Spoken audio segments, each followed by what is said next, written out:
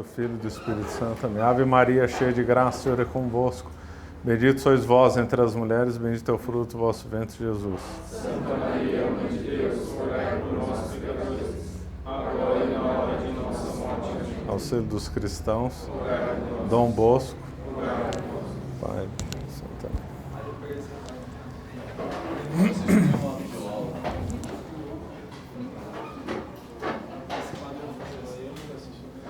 Bom, então hoje nós vamos falar sobre o fascismo, né?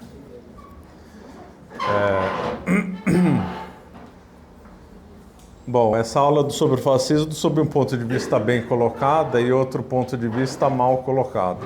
Do ponto de vista que está bem colocado é que nós já vimos o marxismo, o Marx e até mesmo o nazismo em outras aulas. E do ponto de vista mal colocado porque nós não vimos, ou pelo menos que eu saiba lá no Filósofo Caverna, não tem nenhuma aula gravada sobre a história da Itália, né? Que aí deveria ter essas aulas antes para entender melhor o fascismo. Então eu vou colocar um pouco a história da Itália em 3 momentos, para ficar bem claro. A história da Itália está bem demarcada em relação às 3 revoluções, né? Então nós sabemos que a primeira revolução é a revolução protestante, que também envolve, né, o Renascimento. E o Renascimento onde foi mais forte foi na Península Itálica. Quando eu me referi à Itália, é um lugar geográfico só, já que a Itália moderna só surgiu em 1870. Então, o Renascimento, então, foi muito forte na Itália e mudou completamente a vida e o pensamento na Península Itálica. E essa foi a primeira revolução lá. E o segundo momento da Revolução Francesa, aplicada na Itália, teve como desdobramento a invasão de Napoleão na Península Itálica, que ele desorganizou toda a vida civil, criou alguns estados fictícios lá, como a República da Etrúria, né, República Etrusca, coisa completamente ridícula, e lá foi introduzido o liberalismo na Itália. Em decorrência da invasão do Napoleão e dos princípios da Revolução Francesa, surgiu naturalmente a ideia da unificação italiana, que é uma coisa completamente delirante. Já que a Itália era formada por vários estados independentes ou semi-independentes, já fazia mais de 1000 anos, né? Ou pelo menos 1000 anos, dos quais no centro da península eram os estados pontifícios. E essa unificação italiana foi verdadeira criminosa porque tomou da igreja um monte de território bem no centro da península. E outros absurdos como pôr fim a Veneza, pôr fim às 2 Sicílias, pôr fim à Toscana e ao Piemonte, Mantua, bom, etc., todos esses estados. Então, e aí esse foi o momento então da segunda revolução na Península Itálica.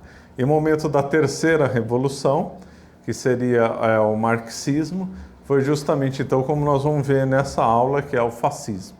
Então o fascismo é o terceiro momento de história na Península Itálica. O primeiro momento foi o Renascimento, o segundo momento a unificação italiana, como desdobramento da Revolução Francesa e da invasão de Napoleão, e aí o terceiro momento, então, foi o fascismo, que é uma consequência natural da unificação italiana. Nós vemos que esse caso é bem próximo do da Alemanha, que a Alemanha também, aí, propriamente o protestantismo com Lutero, não tão importante foi o Renascimento lá, mas sim a Revolução do Lutero. Depois nós tivemos também a unificação alemã, também absurda, também em consequência da invasão napoleônica naquela região que extinguiu o Império Sacro-Romano Germânico. E por fim, então, a terceira revolução com o nazismo também. Então, tanto a Alemanha como a Itália têm essa história em paralelo, com 3 momentos também bem demarcados. Bom, então vamos ao fascismo. A unificação italiana terminou no dia 20 de setembro de 1870, quando teve a invasão em Roma. E aí se terminou a unificação italiana. O Papa Pio IX, que aliás tinha excomungado todo mundo que tivesse lutado a favor da unificação italiana, ele era contra a unificação italiana, obviamente. Ele não aceitou nenhuma proposta de acordo, gerando a chamada questão romana, né? E aí nem o Leão XIII aceitou fazer um acordo, nem São Pio X e nem Bento XV. Então a questão romana era uma coisa que ficava sobre uma nuvem pairando sobre a Itália, era uma questão importante que não se resolvia. E logo depois da unificação italiana, um momento de prosperidade que se esperava lá que acontecesse depois da unificação não aconteceu. A Itália vivia uma crise após a outra. Mas tanta crise gerou lá que gerou uma forte imigração da Itália. A maior parte que imigrou para os Estados Unidos, uma outra parte veio para o Brasil, outra parte veio para a Argentina. Para ter uma ideia, no Vêneto, que até então era Veneza, né? Que chegou a ser o lugar mais rico da Europa, Veneza, 1/3 da população imigrou. Pessoas passavam fome em várias regiões da Itália. Foi nesse contexto que tivemos a atuação, né, e a vida de Dom Bosco. E na unificação italiana trabalhavam os maçons, os carbonários, etc. Então, a Itália vivia então um período de crise, né? Esqueci de falar, na unificação italiana foi feito um reino, né, o Reino da Itália. O rei era Vittorio Emanuele II, quer dizer, era uma monarquia ridícula com um rei caricato. Acho que foi uma das monarquias mais ridículas da história. Era um reino completamente fictício, um delírio. E aí vinha ministro atrás de ministro, governo atrás de ministro, gerando crise após crise. Aí o Vittorio Emanuele II morreu, assumiu o filho dele, Umberto I. Umberto I foi assassinado em 1900. Assumiu o Vittorio Emanuele III, que ficou 46 anos reinando. A Itália se envolveu na Primeira Guerra Mundial, foi um fracasso a atuação da Itália. Primeiro a Itália era aliada da Áustria e depois, imediatamente antes da guerra, ela vira de lado e se alia à Inglaterra e à França. E foi um fracasso no campo de batalha a Itália, gerando efeitos negativos lá na Itália, uma crise social e econômica bem forte. Nos anos de 1918, 1919, 1920, 21, até a ascensão do Mussolini, os comunistas estavam bem fortes, né? Os comunistas clássicos estavam bem fortes na Itália. Eles simplesmente invadiam indústria, invadiam terras, tomavam conta de fábricas. Era uma época de bastante violência. A unificação italiana só produziu desgraça na Itália. Ora, também a mentalidade da Revolução Industrial que entrou. A Itália, como toda a Europa, era forte nas corporações de ofício. E também foram todas extintas durante o processo de unificação italiana. Bom, visto isso, então vamos comentar no fascismo. Já foi feito o contexto, né? Foi o fascismo. Por que é importante falar do fascismo?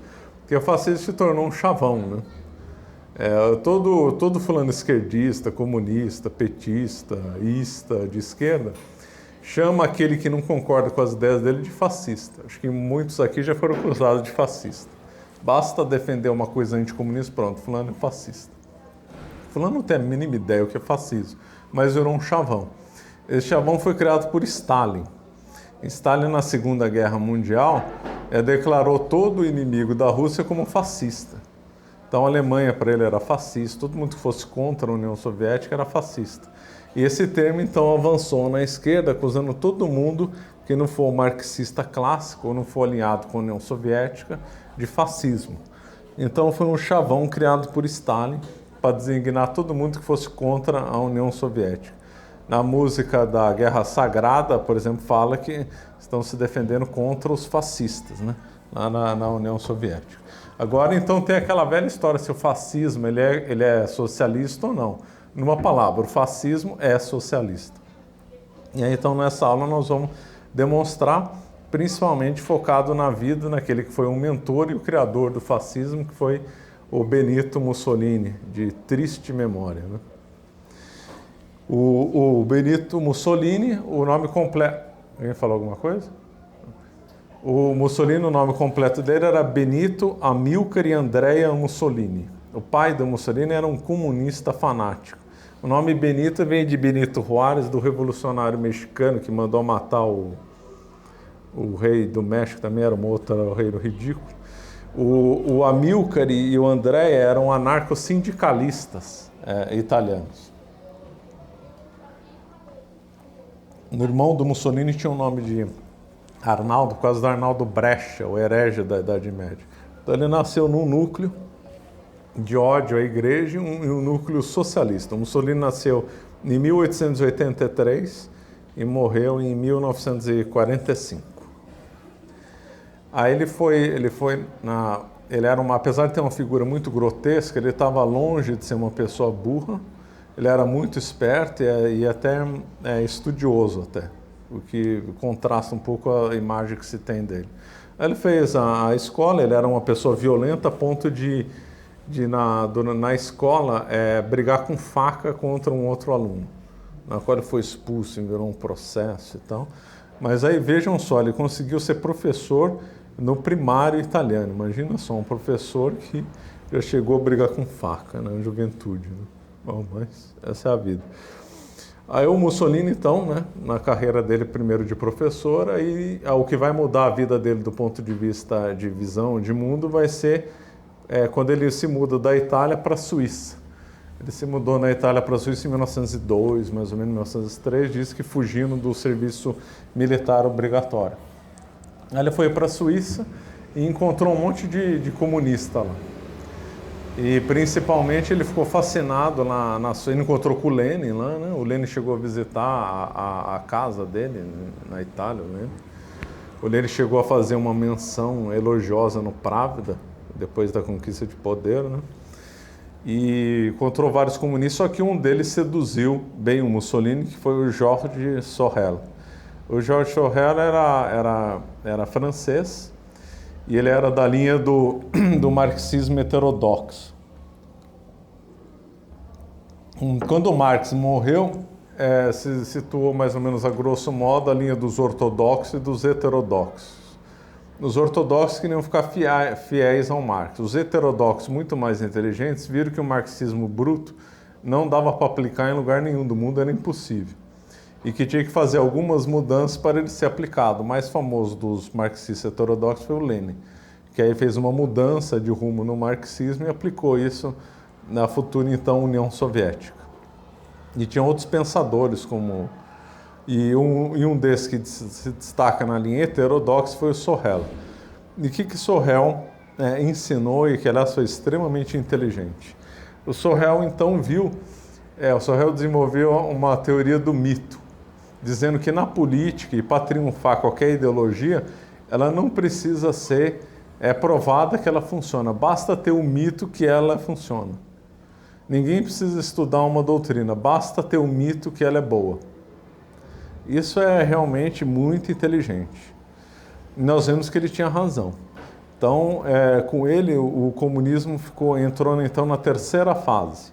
O comunismo primeiro foi um comunismo romântico, né, bem do francês, do Proudhon, Saint-Simon, chamado de socialismo utópico, também romântico. Depois nós temos o socialismo científico e depois o socialismo mitificado do Sorel, que é o que nós temos no mundo. Hoje você vê quem defende Marx, quem defende Lenin, não tem a mínima ideia do que seja Marx e Lenin.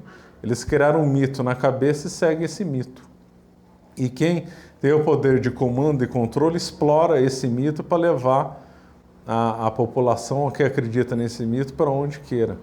Então, segundo o Sorel, que o Mussolini aprendeu muito bem a lição, então não basta provar que a coisa funciona, que a coisa é boa, ler, estudar, não. Basta criar um mito e seguir esse mito e controlar as massas tendo isso em vista. Outra coisa que o Mussolini aprendeu do Sorel foi a violência. Segundo o Sorel, não dá para implementar uma revolução socialista pela via pacífica, tem que ser pela violência. E aí tinha um grupo de franceses, né, adeptos do Sorel, que partiu para a violência lá na França mesmo. E o Mussolini ficou fascinado, então, com essas ideias de violência e com a ideia do mito. Mussolini ia dizer depois que o Sorel foi a pessoa que mais influenciou ele na vida, Outra coisa que ele tirou do Sorel e de outros também é a visão sindicalista também. Você teria que controlar os sindicatos para fazer a revolução. Bom, feito isso, Mussolini voltou para a Itália. Quando ele voltou para a Itália, ele ficou uma figura importante do Partido Socialista Italiano e da ala mais radical do Partido Socialista Italiano.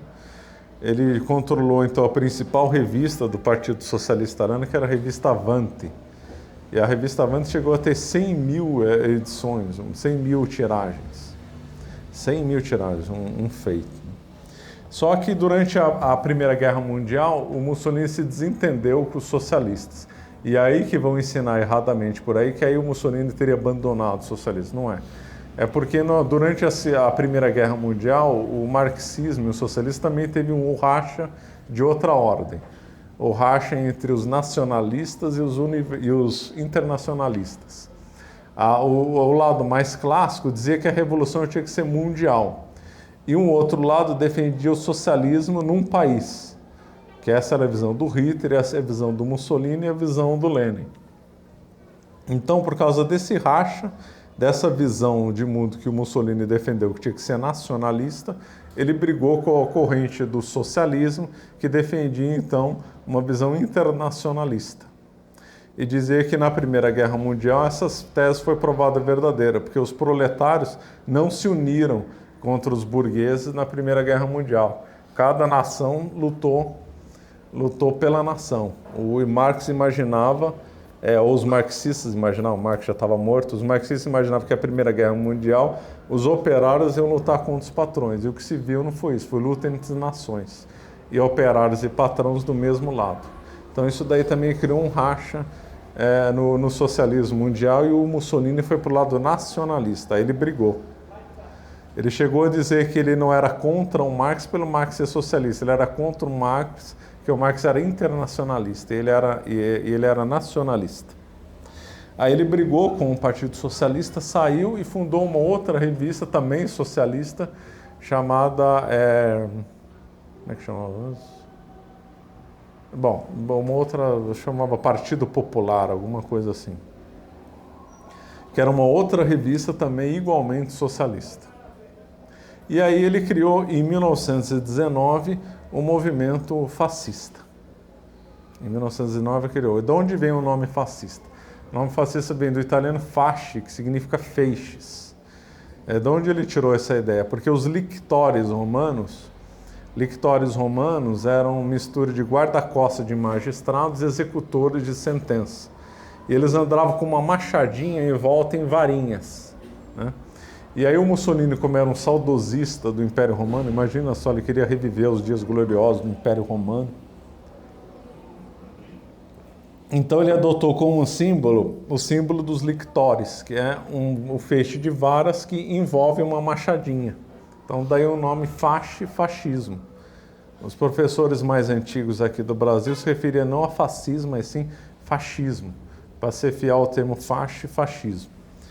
Mas hoje em dia parece que agora aqui no Brasil cai em desuso usar o termo fascismo e aí ficamos só com o fascismo. Bom, mas essa é a origem do nome.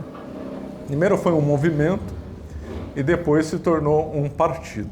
Era um movimento violento que usava o manganelo, que era um bastão, né? Um porrete, no qual as hostes fascistas, chamadas de camisas negras, provavelmente inspirado nas camisas vermelhas do Garibaldi, um dos que fez a unificação italiana. Então eles andavam todos de camisa negra com manganelo na mão, e aí quem desobedecia levava paulada na cabeça, era assim que funcionava. E também davam paulada na cabeça e davam óleo de rícino para a pessoa. O Rogério pode explicar o que causa óleo de rícino na pessoa. A pessoa vai sentir uma dor de estômago brutal e vai passar bem mal. Então eram essas duas técnicas, o manganelo e o óleo de rícino para todos os opositores. Aí diziam que os camisas negras brigavam muito contra os socialistas. Brigavam, mas também brigavam contra os católicos também. Católico lá nessa época corria um grande risco de apanhar. Ou seja, ele tinha aquela visão, todo mundo que não fosse contra ele tinha que apanhar. Então ele fez uma grande pressão de força, né, de violência. Nesse tempo ele escreveu um livro muito curioso, escreveu uma biografia de Jean Hus, ou João Hus, né, traduzido para o português, que é aquele herege no finalzinho da Idade Média que muito inspirou Lutero, o O Mussolini era um grande fã do Jean Hus. O Mussolini chegava a se dizer: eu sou um herege sincero, inspirado no Jean Hus. Aí depois, então, ele aderiu criou esse movimento fascista, né, com forte pressão na Itália, com violência, né, e por incrível que pareça, algumas pessoas, tristemente dentro da igreja, viram ele como solução com problemas na Itália. Porque então, a Itália então estava de um lado, ou ela ia aderir a um liberalismo que tinha sido condenado pela igreja, ou ia ceder aos socialistas que também eram condenados para a igreja.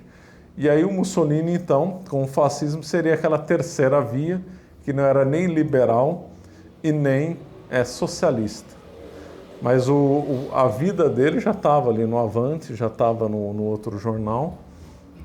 E aí o Mussolini conseguiu o poder lá de modo simplesmente inacreditável. O partido tinha se tornado, era um movimento, depois se tornou em 1921 um partido.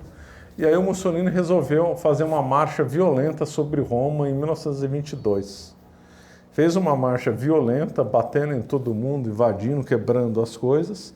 E na maior cara dura exigiu do rei, né, o Vittorio Emanuele III, que ele, Mussolini, fosse nomeado primeiro-ministro da Itália. E o rei Vittorio Emanuele, por causa do medo de mais violência, cedeu e nomeou Mussolini primeiro-ministro da Itália, com base numa ameaça, numa violência. O Vittorio Emanuele era um tipo caricato também, a figura dele era caricata, a vida dele era ridícula. Ele tinha ódio da igreja, né? E aí ele acabou tolerando o Mussolini, nomeando ele primeiro-ministro da Itália. Só que tinha que ter uma eleição, né, para depois ele ser firmado no cargo, tinha que ter alguma forma legal de mantê-lo no cargo. E aí, por incrível que pareça, a igreja apoiou ele nessas eleições. A igreja ela apoiava um partido chamado Partido Popular, que o Bento XV tinha dado muita força para o Partido Popular enfrentar os socialistas nas eleições. Então, o Bento XV e os padres mandavam os católicos a votar no Partido Popular. Só que o Bento XV morreu em 1922, foi eleito um novo Papa, o Pio XI, né? Achille Ratti. E o Achille Ratti não era simpático a esse Partido Popular. O Achille Ratti, o Pio XI, tinha um pensamento diferente das coisas. Pio XI também tinha mantido no cargo, que elas tinha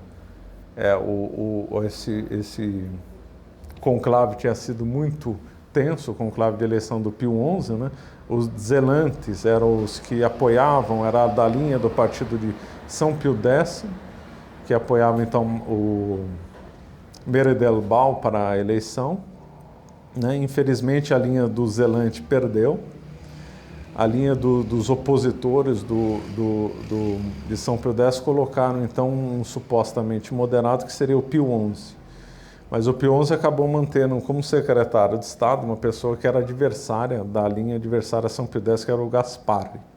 E o Gasparri ficou então secretário de Estado do Pio XI. E as manobras do Gasparri e também de uma outra figura que nós vamos comentar chamada Tacchi Venturi vão mudar completamente a linha da igreja e apoiar o fascismo de modo simplesmente vergonhoso. O Gasparri vai trabalhar contra o Partido Popular e o Tacchi Venturi também. Na realidade, esse Tacchi Venturi é uma figura que parece que só veio mais ao público agora alguns anos atrás, porque abriram os arquivos do Vaticano e aí apareceu essa figura. Ele era uma figura desconhecida e não tinha cargo oficial no Vaticano. Ele era um jesuíta, conhecido nos bastidores como Homem de Preto. Era uma figura que trabalhou para o apoio da igreja com Mussolini, era o liame, a ponte entre o Mussolini e o Pio XI. E para ter uma ideia, ele se tornou conselheiro também do Mussolini e teve durante, de 1922 a 1940, 41, ele teve mais de 100 encontros com Mussolini. Quer dizer, era uma pessoa muito íntima do Mussolini e muito próxima do Papa. Então ele é que foi esse elo que tiraram completamente o apoio do Partido Popular a ponto de reclamações de padres e tudo, e deram todo o apoio para o partido fascista. E aí, com o apoio maciço da igreja, o partido fascista começou a vencer as eleições. E, paralelamente a isso, tomaram-se a iniciativa, o Tachi Venturi e o Gasparri, o irmão do Pio XII, né, o Francesco Pacelli, tomaram a iniciativa de encerrar a questão romana e fazer um acordo com o Estado fascista, então. Começaram as negociações.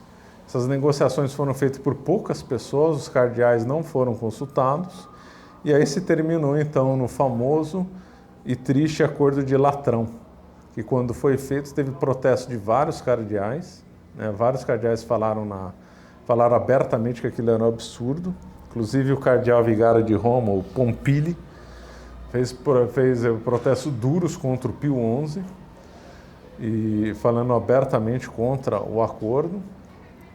Ele chegou a ser ameaçado por fascistas, né, o Pompili, tentaram afastar ele do cargo. Ele falou assim: não afasta, vocês vão me afastar porque eu estou falando a verdade. Ele morreu logo depois, não sei se foi assassinado ou não, mas só estou dando um exemplo de uma pessoa que fez uma oposição bem séria contra o Tratado de Latrão. O Tratado de Latrão, então, criou o Estado do Vaticano, que é 0,44 km² só.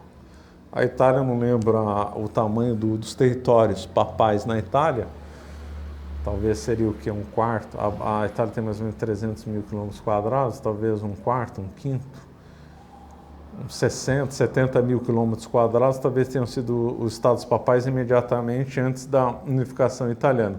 Ficaram com 0,44 km², quer dizer, um bairro dentro de Roma, né? Quer dizer, uma coisa completamente absurda. E o tratado foi assinado, né? Foi assinado pelo Gasparri. Eu não lembro quem do lado fascista, se foi o Mussolini ou outro que assinou. E no dia, o tratado então foi ratificado no parlamento italiano. No dia da ratificação, alguns dias depois, ou no contexto, o Mussolini dá a seguinte declaração, eu só vou pegar os termos mais importantes. Ele declarou: no Estado italiano a igreja não é soberana, nem sequer livre.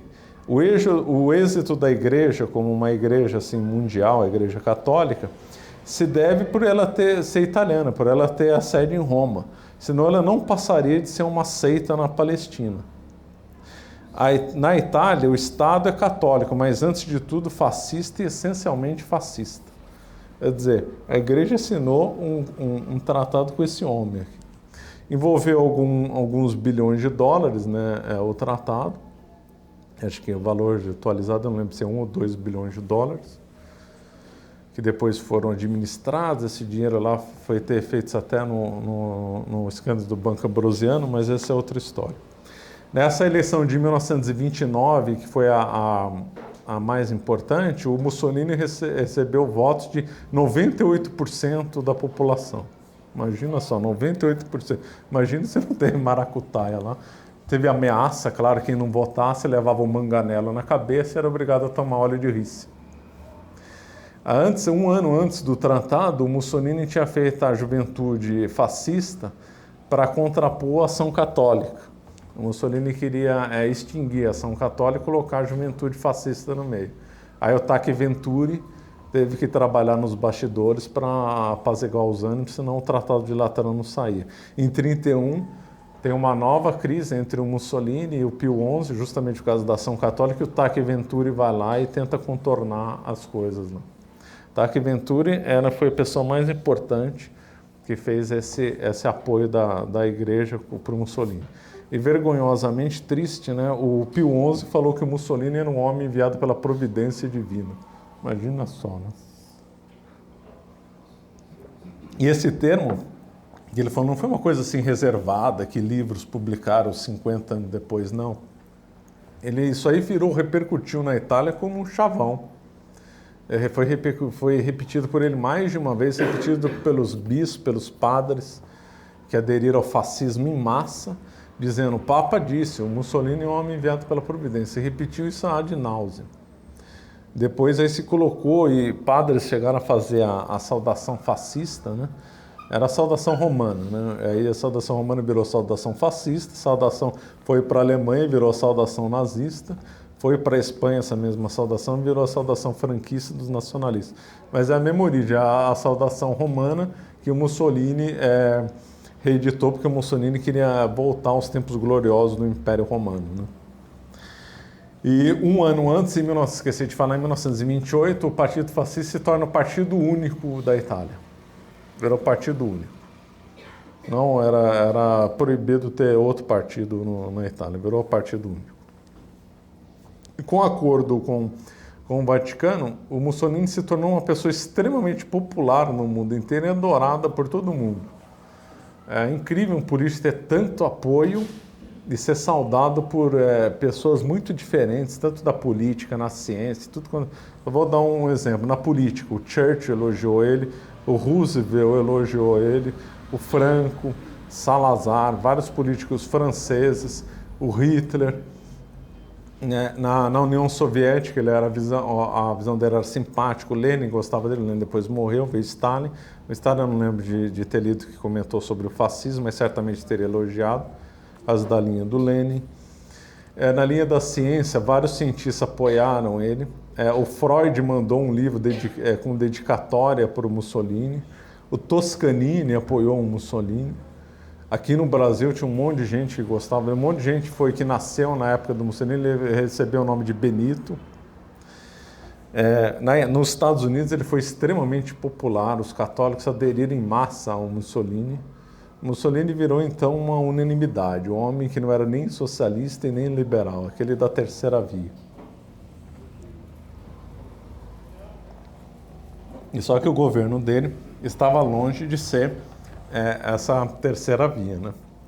Só para ter uns dados, em 1934, 3/4 da economia industrial e agrícola estava na mão do Estado. E o Estado controlava mais de 4/5 da frota mercante e construção naval, 3/4 dos lingotes, né, de ferro e metade do aço. Os capitalistas que não aderissem ao fascismo levavam manganelo na cabeça ou tinham a propriedade expropriada. Vamos ver também como é que era o programa do partido fascista. Isso antes dele tomar poder, né? Só pegar alguns trechos. Repúdio aos títulos de nobreza. Como o Mussolini era socialista, é lógico que ele tinha horror à igreja e aos títulos de nobreza. Outra, forçar os donos de terra a cultivar suas propriedades ou tê-las expropriadas.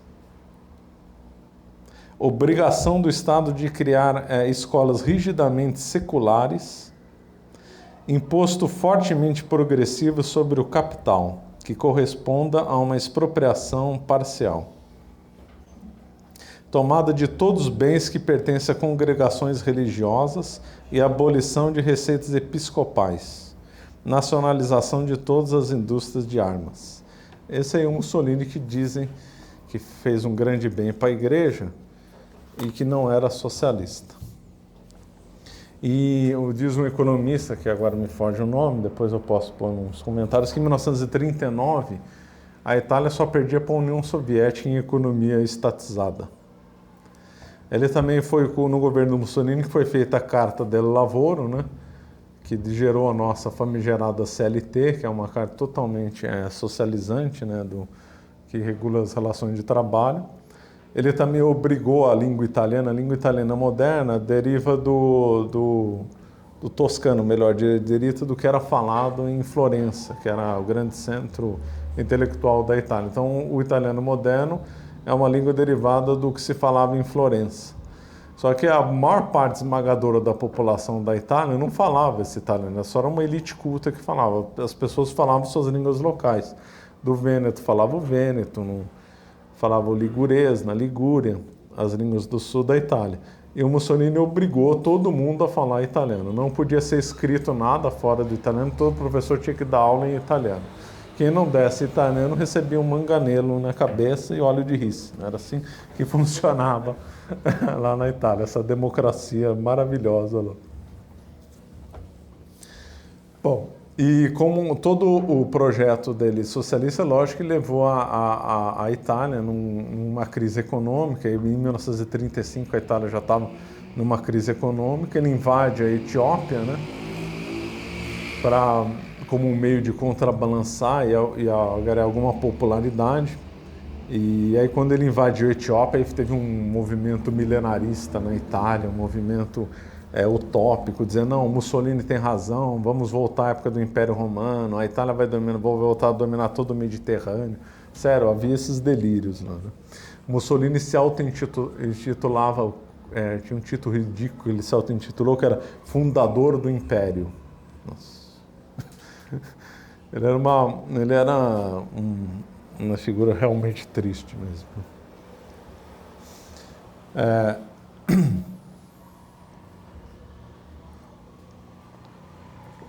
Uma outra figura que muito influenciou ele, na verdade fez parte do governo fascista, foi o Giovanni Gentili. O Giovanni Gentili era expoente do neo-idealismo italiano, leia-se. Ele era um hegeliano fanático e também socialista também. Então ele fez um livro muito importante relacionando o marxismo com Hegel. Lógico, o Marx o Marx é um hegeliano. Ele fazendo uma ponte lá, esse livro foi lido pelo Lenin, o Lenin elogiou muito o livro do Giovanni Gentili. Então o Giovanni Gentili era um hegeliano socialista fanático. E o Giovanni Gentili foi o ministro da Educação na Itália, imagina só. E o Giovanni Gentili, pela visão do Hegel, é uma visão completamente delirante. Tem um texto nosso lá no Flos Carmelli, quem tiver interesse vale a pena ler, na qual fica claro que o Hegel tinha fontes herméticas, gnósticas e cabalistas, né? Então o Hegel imaginava um espírito que ia se evoluindo ao longo do tempo, e um dos cumes dessa evolução seria o Estado. Então o Estado é uma encarnação do espírito evoluído. Então por isso que o Hegel é o pai do Estado moderno e o pai dos totalitarismos, né? Porque ele dá uma justificativa assim, teórica para ter esse culto do Estado. E aí essa visão do Giovanni Gentili casou perfeitamente com a visão do Mussolini, uma visão bem hegeliana do Estado totalitário, né?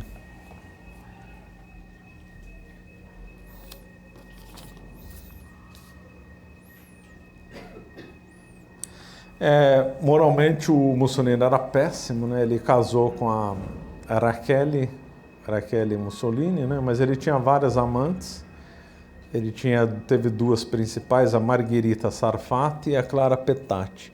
A Margherita Sarfatti escreveu uma biografia do amante, imagina só, na qual o título era Dux. Daí depois virou Duce, né? Que é Dux em latim, Duce em italiano, que é o líder. E daí popularizou o nome de Duce. Aí o Mussolini também se auto-intitularizou Duce também, né? Aí poderiam pensar, e o rei nessa história? Pois é, por isso que o rei Vittorio Emanuele III era uma figura caricata, porque ele deixou o Mussolini dominar tudo. Durante a ditadura do Mussolini, a Itália era um reino, formalmente com o rei Vittorio Emanuele III lá e tal. Eles se reuniam toda terça e quinta, um odiava o outro e só concordavam num ponto, o ódio à Igreja Católica, né? O Vittorio Emanuele III só teve um encontro com o Papa e o Mussolini só teve um encontro com o Papa só. Todas as tramas da igreja com outra foi com a triste figura do Tacchi Venturi. Bom, voltando lá com a Margherita Sarfatti, a Margherita Sarfatti era tão popular na Itália, era amante, hein? Que ela chegou, e no mundo até, ela chegou a ser recebida na Casa Branca pelo Roosevelt. Aí depois o Mussolini briga com ela e arranja uma outra amante chamada Clara Petacci, que vai ficar com ele até a morte. O pai da Clara Petacci era médico do Pio XI. Daí que vem aquela suspeita de assassinato do Pio XI, né? Porque ele era. E o Pio XI em relação ao fascismo? Bom, aí também depende muito da psique, do jeito. O Pio XI foi um papa muito reservado. Para ter uma ideia, ele não gostava de se deixar fotografar com ninguém, só fotografado sozinho. E ele jantava sozinho. Ele não gostava de jantar com ninguém. Ele jantava sozinho. Ele era um papa bem autoritário. Quando ele tinha uma ideia, era uma ideia bem firme. mas infelizmente teve todas essas manobras do TAC Venturi que ele acabou cedendo ou deixou a coisa correr na mão dele. O Pio XI não era, ele principalmente para o final ele ficou muito contra o Mussolini. Ele viu que o Mussolini só tinha enganado ele. Ele chegou a fazer 2 encíclicas, né, contra o fascismo e o nazismo, a Non abbiamo bisogno e a outra eu não sei falar, Mit Sonniger Bregen, né, alguma coisa assim. A Non abbiamo bisogno, nós não precisamos, né, em italiano. Ele faz uma condenação do fascismo em termos gerais, mas é impressionante a máquina de desinformação que tem o Vaticano e como o pessoal lá é esperto. Então, se disseminou para a Itália que a encíclica do Pio XI, né, a Non abbiamo bisogno, condenava o mau fascismo, mas tinha um bom fascismo. E que, na realidade, o Mussolini era adepto do bom fascismo, mas que o Mussolini tinha alguns assessores que eram adeptos do mau fascismo. Que aqueles episódios de violência contra a ação católica, culto ao Estado, a estatolatria que estava presente na encíclica do Non abbiamo bisogno, ela se referia ao mau fascismo. Por incrível que pareça, as pessoas acreditaram nessa versão. Então se desenvolveu então a tese do mau fascismo e do bom fascismo. Aí a turma que desenvolveu essa ideia, tá vendo? A prova, o Mussolini colocou como religião oficial do Estado a religião católica. De fato, foi a religião oficial do Estado. Só como é que ela era ensinada? Com toda a escola da Itália tinha um retrato do Mussolini lá. Todo padre tinha que fazer um certo juramento ou uma certa adesão aos princípios fascistas. Então, na realidade, estava se ensinando uma religião fascista e se tolerava a religião católica. O Mussolini também odiava a igreja, né? Não gostava do Pio XI e só tolerou, ele só cedeu porque senão não tinha outro meio, porque a Itália naquela época era majoritariamente, ou melhor, até hoje mas na época a religião era mais séria. Então não dava para ele ter um governo com tanto apoio se ele não fizesse concessões à igreja. Mas essas concessões sempre foram feitas sempre com má vontade. Ele avançava um pouco, quando ele via que avançou mais, o TAC Venturi pedia para ele voltar um pouco mais, né? Aí então o Mussolini foi muito popular. Em 1939, o Papa Pio XI morre em condições meio estranhas, né, que geram suspeitos sobre um assassinato dele, mas não tem nada provado nesse sentido. É eleito então o Eugenio Pacelli, que já era secretário de Estado, mas o Eugenio Pacelli, enquanto secretário de Estado, não tinha essa importância que teve o TAC Venturi nessa ponte. E aí, com o Eugenio Pacelli, a política do Vaticano deu uma guinada, o TAC Venturi começou a perder prestígio, só que aí as sucessões dos eventos na Europa acabam levando o Papa a outras preocupações que não o fascismo. Me refiro, claro, à Segunda Guerra Mundial, que eclodiu em 1939. E como é que foi a Itália em relação à Segunda Guerra? A Itália até entre 35 e 39, a Alemanha, a França e a Inglaterra fizeram forte pressão diplomática, cada um no seu lado, para pegar a Itália como aliada. Então, a França e a Inglaterra queriam que ele ficasse contra, ou pelo menos neutro, em relação ao nazismo. Dentro da Itália, mesmo entre a cúpula fascista, era muito dividida a questão entre os germanófilos, né, e os contra a Alemanha. Mas aí o Hitler visitou, né, Roma, né, teve um encontro com ele com o Mussolini, e quando o Hitler visitou o Mussolini, o Papa Pio XI fez questão de sair de Roma. Em Pio XI, acho que ele saiu de Roma 2 ou 3 vezes só durante todo o pontificado dele. Uma dessas não, de Roma ele saiu uma vez só, se não me engano, e dos palácios do Vaticano ele saiu outras 2 vezes só. Ele fez questão de sair para não ficar longe do Hitler que ele odiava, né?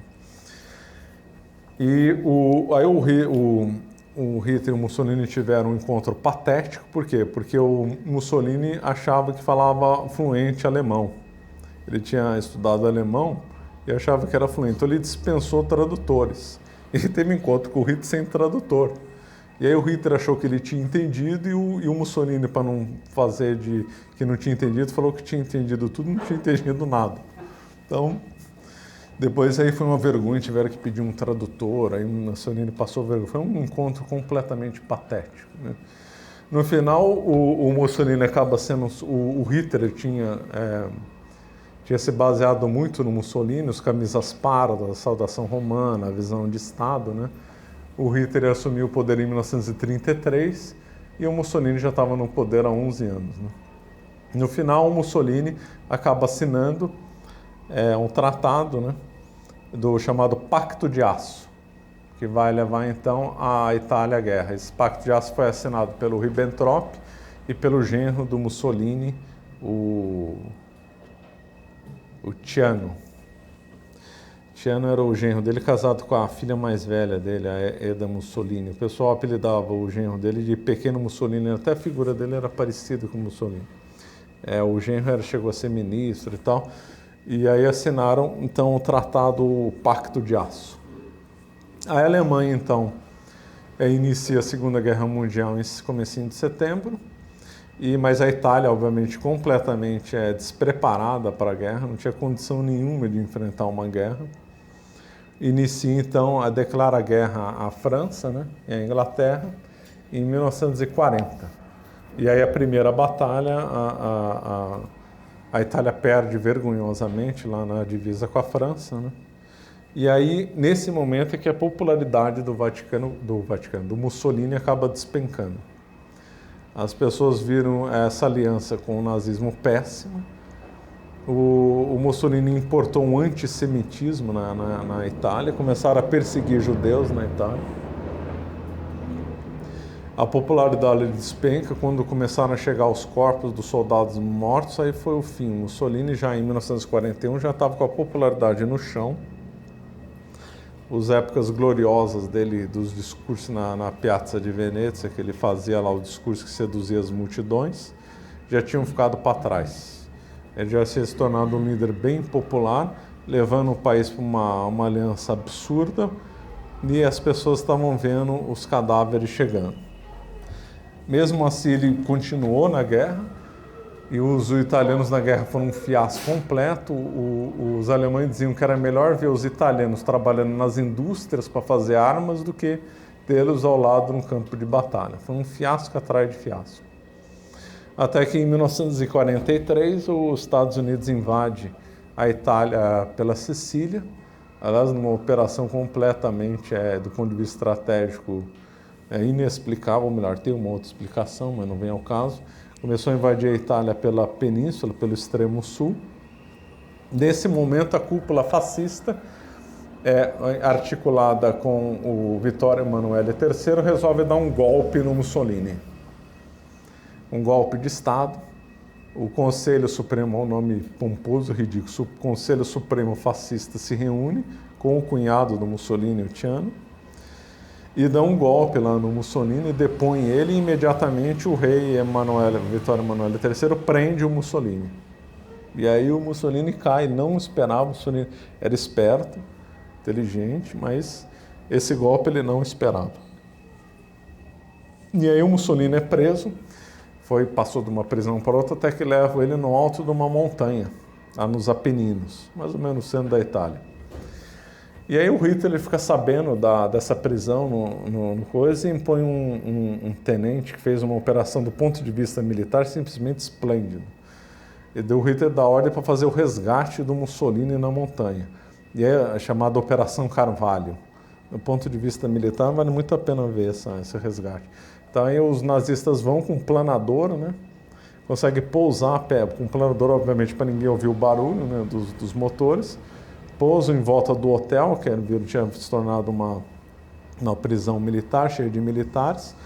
Os nazistas, então, no meio no meio da montanha com neve, cercam lá o hotel e, sem disparar um tiro, conseguem libertar o Mussolini. Os italianos foram tão pegos de surpresa, só restou uma alternativa deles, se render. Aí depois, imediatamente depois, pousam um avião pequeno lá e levam o Mussolini embora. Operação, do ponto de vista militar, impressionante.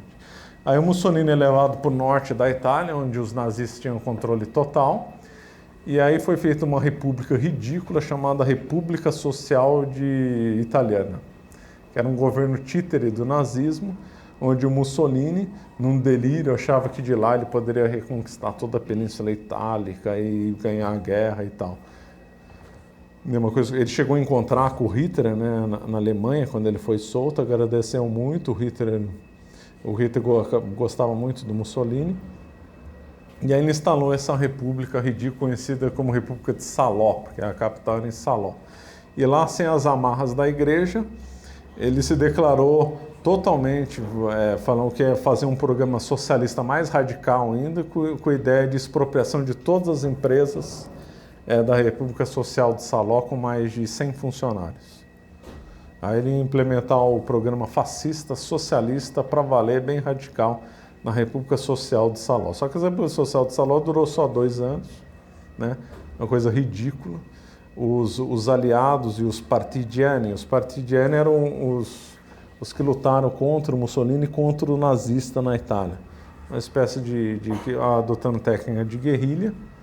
Os comunistas disseram que eles eram, todo partigiani era comunista. Aí não é verdade. Tinha muita gente que, aliás, era anticomunista e era partigiani. Foi uma luta relativamente espontânea da população italiana contra o nazismo e contra o Mussolini. Aí houve um forte ataque dos partigiani, né, apoiado pelos aliados em direção ao norte.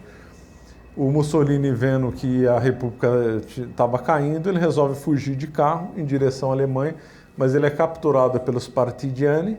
Ele estava com roupa alemã, mas reconhecem ele. E aí ele é morto, né, do modo mais infame, pendurado, né, em 2 praças, lá numa cidadezinha lá da Itália, que eu esqueci o nome, e depois em Milão. Ele, a amante dele, a Clara Petacci, e mais o braço direito dele, que era uma figura que até Bombatti. O Bombatti tinha morado na União Soviética, era amigo do Mussolini e queria implantar o socialismo lá na Itália.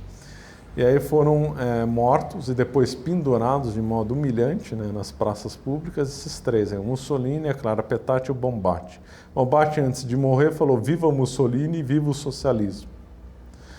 O Mussolini chegou a declarar antes da morte, deixando todo o legado dele para os socialistas. E esse foi o fim, do triste fim do Benito Mussolini, o fundador do fascismo italiano. Então nós vemos isso daí pela essa figura, que o fascismo é socialista. O grande fundador e o grande mentor, que é o Mussolini nasceu socialista, passou a vida inteira socialista e morreu socialista. Tem uma sombra do socialismo, dele ser um antissocialista, anticomunista na vida do Mussolini. Não tem nenhum traço dele ter alguma simpatia pela igreja. Ele era um anticlerical convicto. Só lembrando um detalhe, como a esposa dele, a Raquel, era também visceralmente contra a igreja. E o Mussolini, ela não tinham casado na igreja, eles estavam amaziados, né? Aí, por causa da pressão da igreja e do pacto que ele tinha feito com a igreja, ele tinha então casar com a Raquel, né? Fazer a cerimônia, o matrimônio. E a Raquel se opunha a tudo isso. Ela dizia que não ia entrar na igreja, que não se recusava a casar na igreja e tal, e o Mussolini ficou preocupado porque ele tinha prometido que ia regularizar a situação com a Raquel. Então, como é que foi feito o casamento do Mussolini? Foi feito dessa forma. A Raquel estava cozinhando, o Mussolini chama a Raquel, que estava na cozinha, para ir para a sala. Aí, quando ela chega na sala, tinha um padre e algumas testemunhas, o Mussolini fala para ela: agora vamos casar. E ela pega de surpresa, então casa com Mussolini nessa circunstância. Quer dizer, uma coisa completamente ridícula e lamentável. Então, quanto tempo nós temos? 8 e 7. Perguntas até aqui?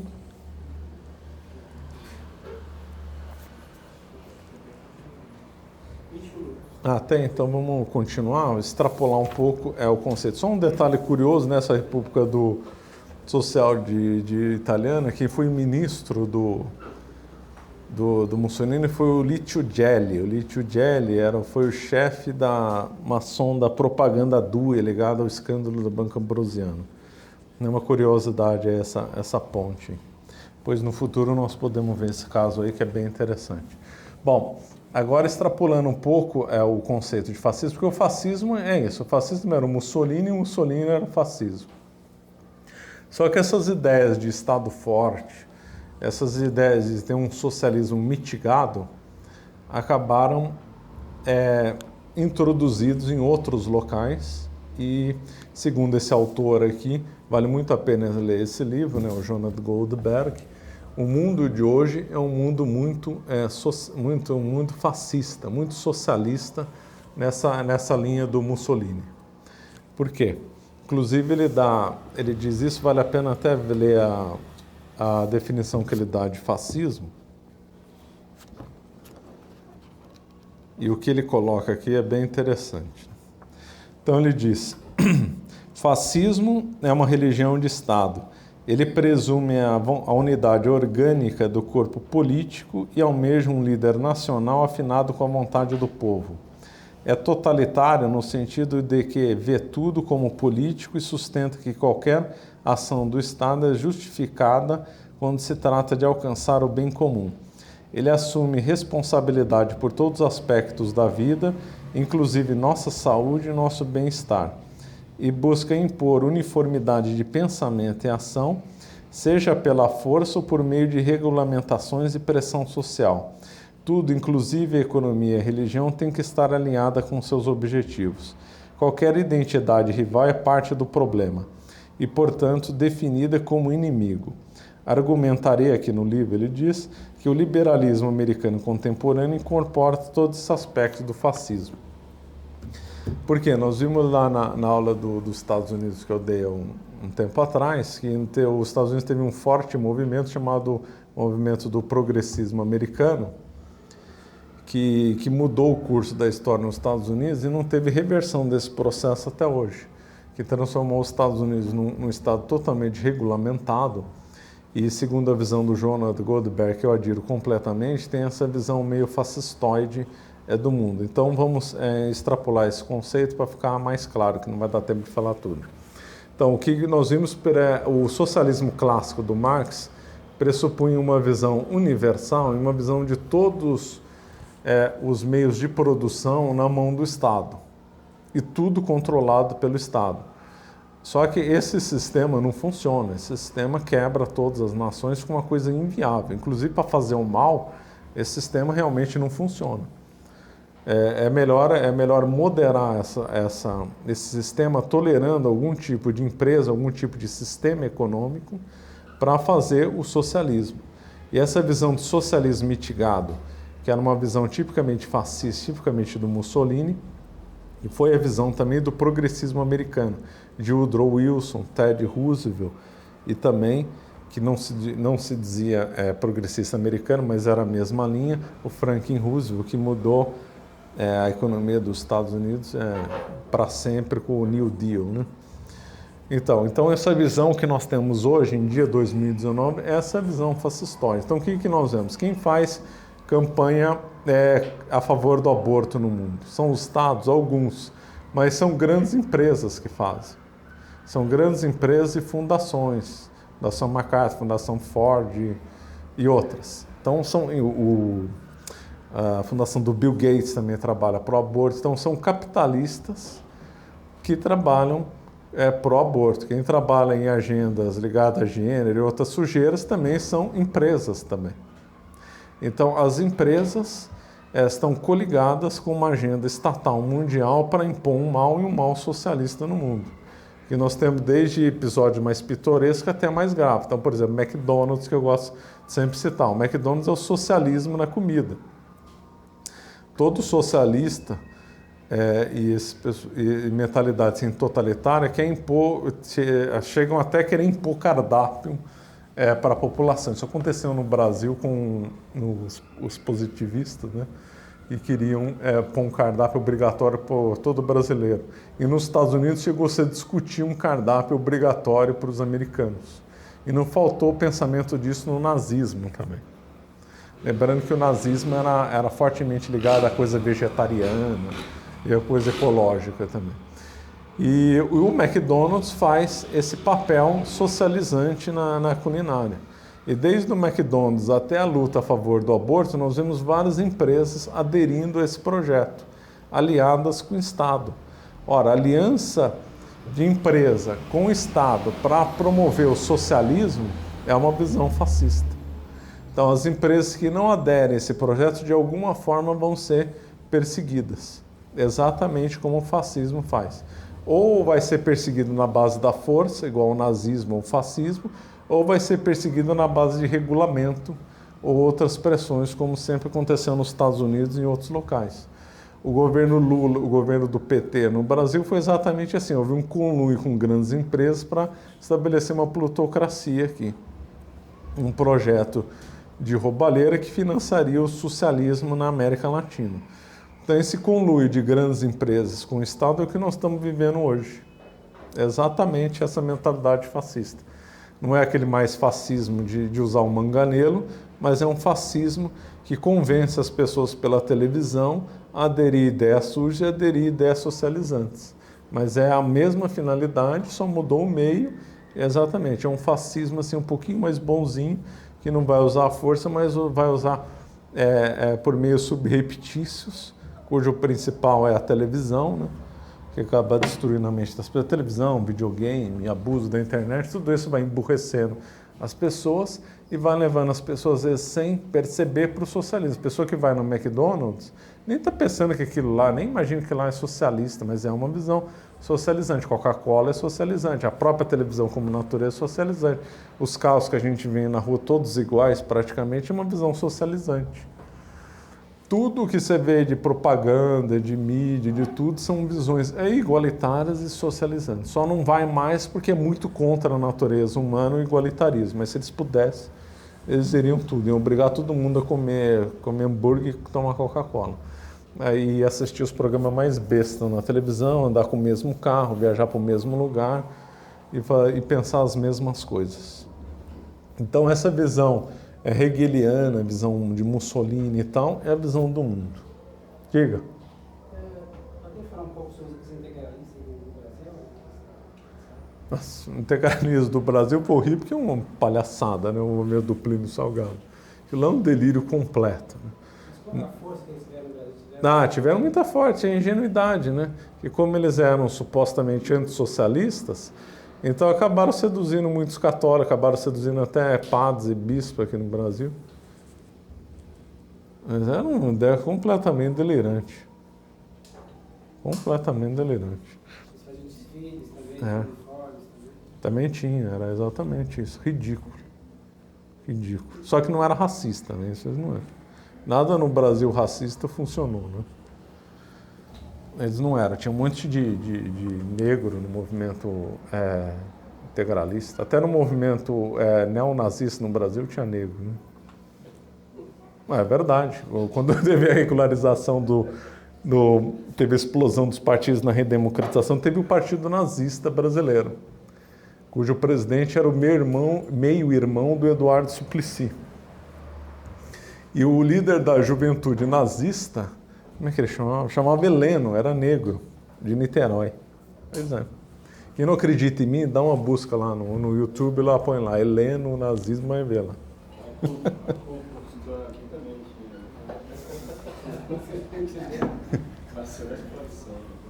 Mas inicialmente o fascismo italiano não era racista, hein?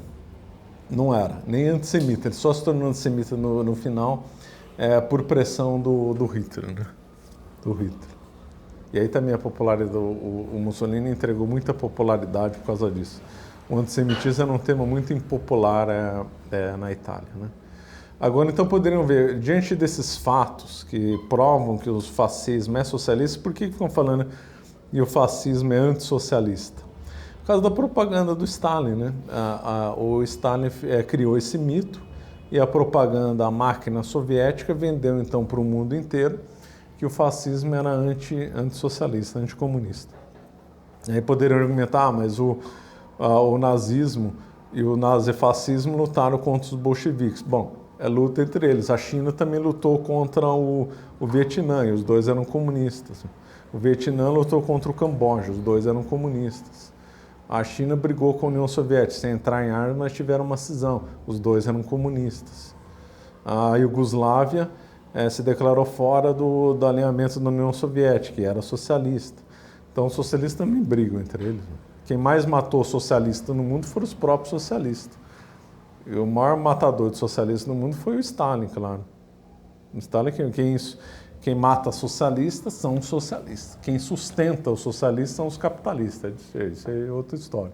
O Ford ajudou a Itália, claro. O Ford investiu na Itália, o Ford investiu no nazismo e o Ford investiu na União Soviética, né? E o Mussolini elogiava o Ford elogiava o Mussolini. Aliás, vale muito a pena ver a biografia e a vida do Ford, porque o Ford foi um elo entre o capitalismo americano, fascismo, nazismo e stalinismo. Ele ajudou a financiar todo mundo e todo mundo elogiava o Ford e o Ford elogiava todo mundo. Certo? Dúvidas? Deu tempo?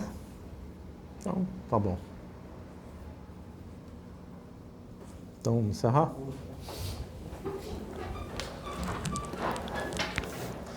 Pai, do Filho e do Santo. Ave Maria, cheia de graça, o Senhor é convosco, bendito sois vós entre as mulheres, bendito é o fruto do vosso ventre, Jesus. Santa Maria, Mãe de Deus, rogai por nós, pecadores, agora e na hora de nossa morte. Você dos cristãos, Dom Bosco, Pai.